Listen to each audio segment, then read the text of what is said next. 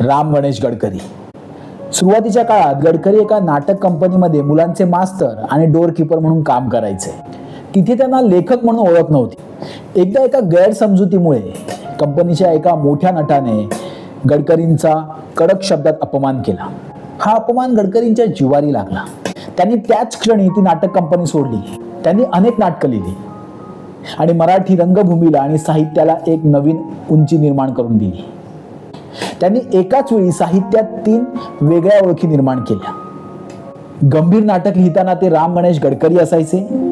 जेव्हा त्याने अंगावर काटा आणणाऱ्या उत्कट कविता लिहिल्या तेव्हा ते बनले गोविंदाग्रज.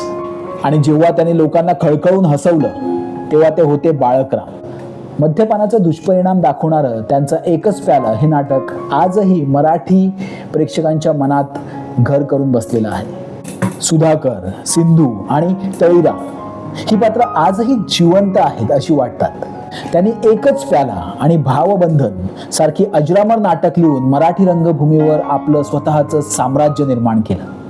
पुढच्या रीलमध्ये मी तुम्हाला राम गणेश गडकरी आणि दीनानाथ मंगेशकर यांच्या मैत्रीचा किस्सा सांगणार आहे. तो पाहण्यासाठी मला नक्की फॉलो करा.